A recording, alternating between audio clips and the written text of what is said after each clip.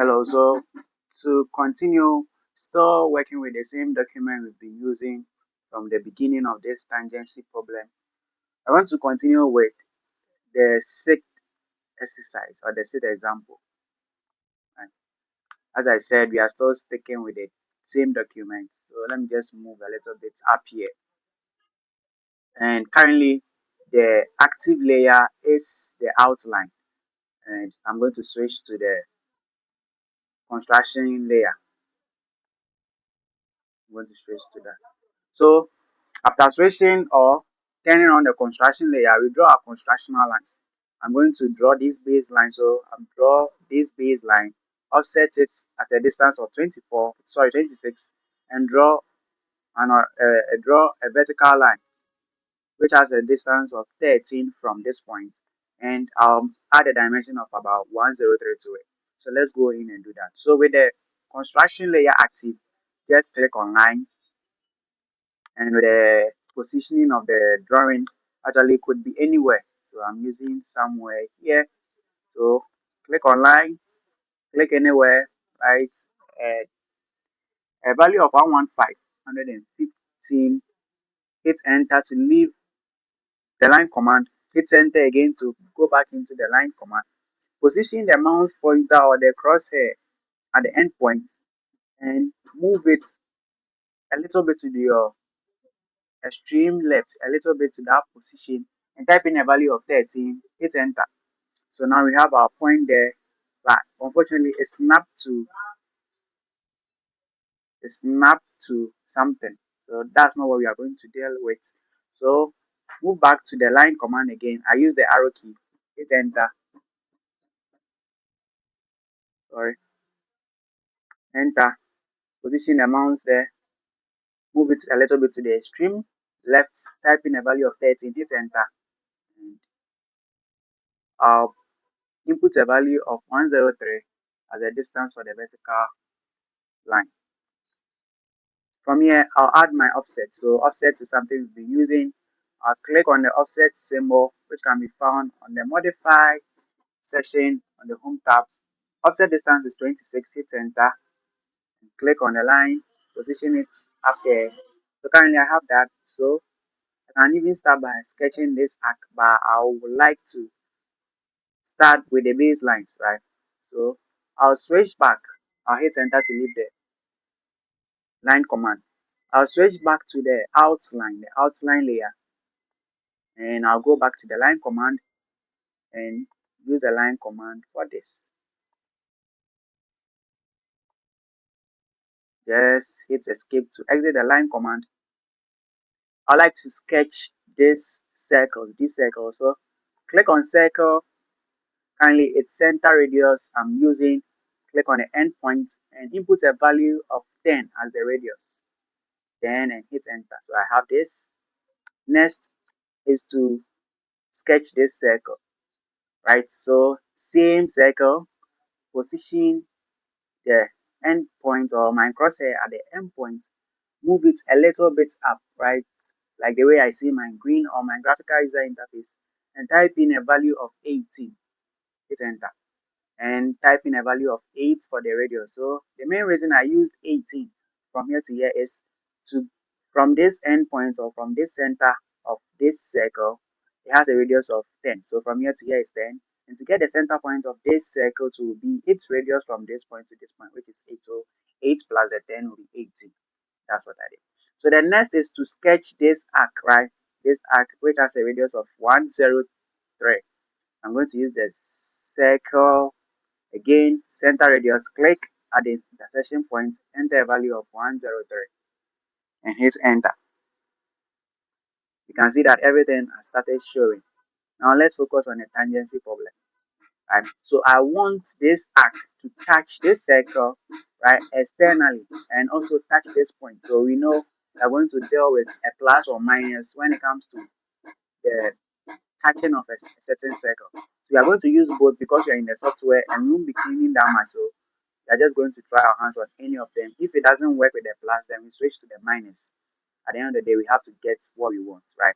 So I'll stand at this endpoint and with a radius of 103.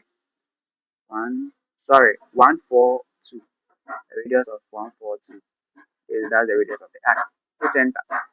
And now stand at this end point, or the center point of the center of this circle. Click there, and I'm going to start with the plus. So it will be the 142 plus the 10, which will be 152, and hit enter. And I can see this is a typical plus, right? So to even verify that, I can just go in and sketch my circle using the intersection. Click over there, and I'll enter a value of 1. Yes, so a value of 142, and hit enter. And currently I'm done with that.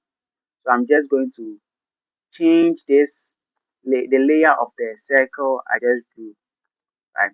It's supposed to be an outline, not a construction layer. So I just click on it. Here's something we've been doing. Click on outline, and it has been changed. So currently we can see that everything is coming together for us, right? The next is to stand at this same intersection and sketch a circle with a radius of 103. So I'll just stand at this intersection and radius of 103. Hit enter. So I'll just change this one also back to the outline layer. Hit outline, and that is it. So we are almost done, right? So I can turn off the construction layer to not confuse me. But before that, let me move on to the outline layer so that I can turn it off peacefully without any pop-up message. So with this, I'll perform my trimming, right? The first trim will start by, so I'll go to the modify section of the home tab, click on trim, and I'll just trim, right?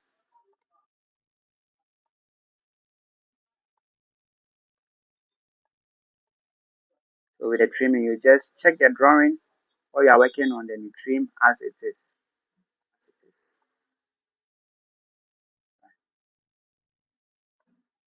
So with this, if I trim this, it's going to remove all this entire hack. So I'll just have to offset this line before I do the trimming there.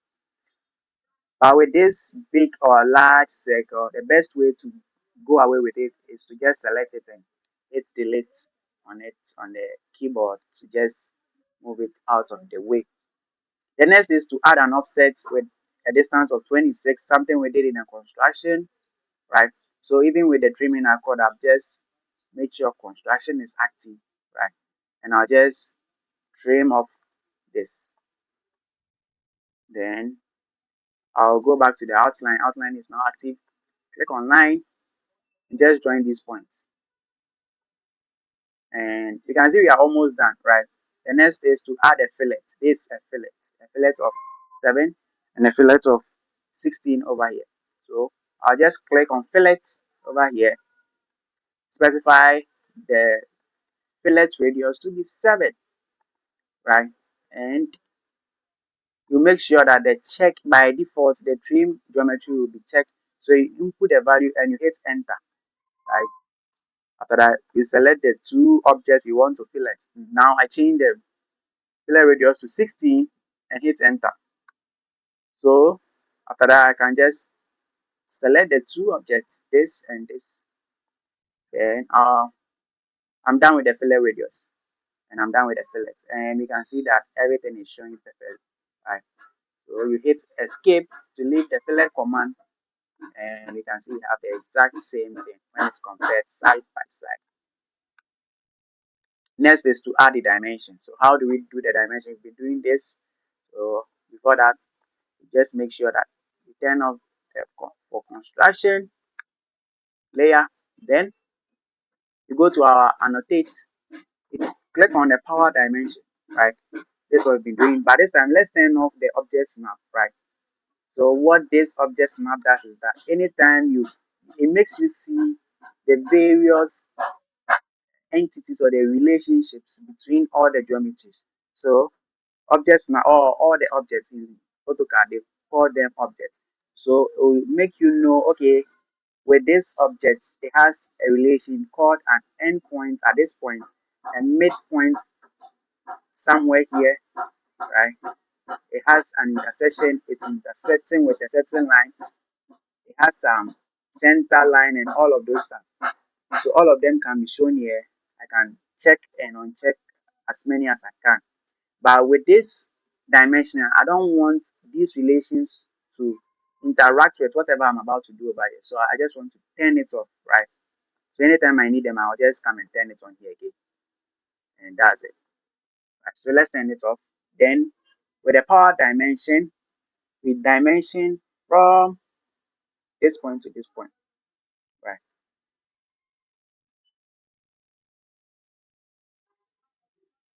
Or we can hit enter and just select this point. So what I did was I activated the power dimension and hit enter. Then I had access to this. So when you click on the power dimension, your crosshair will have this dimension symbol at the first quadrant, right? So you just hit enter again and you have access to a dialog box, which is a rectangle, which will tell you to select arc, circle, line, or dimensions. Then we select the object we want to add a dimension to. So currently it will be this. Let's add a dimension to this. Right. I think I like the one that came first.